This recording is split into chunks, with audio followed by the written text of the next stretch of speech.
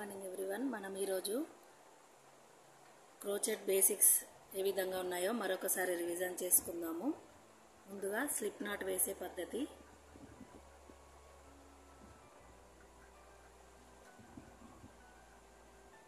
ఇలా వేయడంను slip not అంటారు.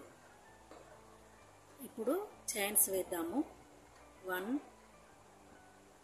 2 దీన్ని చైన్స్ వేయడం అంటారు.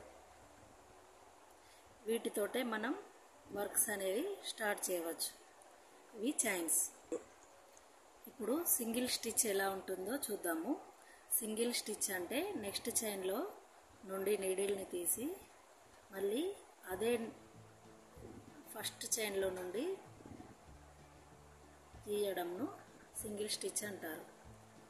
ఇలా ఇది సింగిల్ స్టిచ్. సింగిల్ క్రోచెట్ అంటే ఏ విధంగా వేయాలంటే ఫస్ట్ నెక్స్ట్ చైన్లో నీడిల్ని ఉంచి ఉలన్ని తీసి మళ్ళా నీడిల్ పై నుండి ఉలన్ని వేసి ఇలా తీయాలి. దీన్ని సింగిల్ క్రోచెట్ అంటారు. నీడిల్ ఇలా, ఇది single crochet. Next double crochet.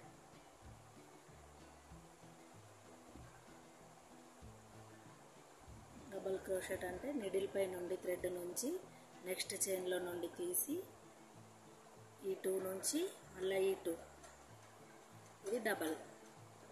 దీన్ని డీసీ అంటారు. DC means double crochet. ఈ విధంగా డబల్ క్రోచెట్ వేయాలి.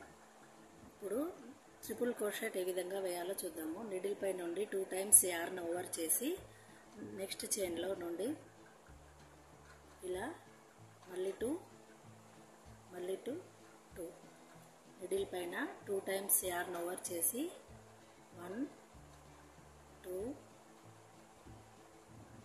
2 ఈ విధంగా దీన్ని ట్రిపుల్ క్రోచెట్ అంటారు. హాఫ్ డబుల్ క్రోచెట్ ఎలాగా అంటే నీడిల్ పై నుండి థ్రెడ్ నుంచి నెక్స్ట్ చైన్ నుండి ఇలా తీసి ఈ నీడిల్ పైన ఈ 3 థ్రెడ్లకి వెళ్ళి ఒకటేసారి తీయడంను హాఫ్ డబల్ క్రోచెట్ అంటారు. దీన్ని హాఫ్ డబల్ క్రోచెట్ అంటారు.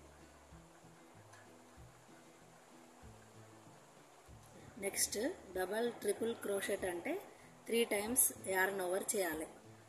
దీన్ని డబల్ ట్రిపుల్ క్రోచెట్ అంటారు.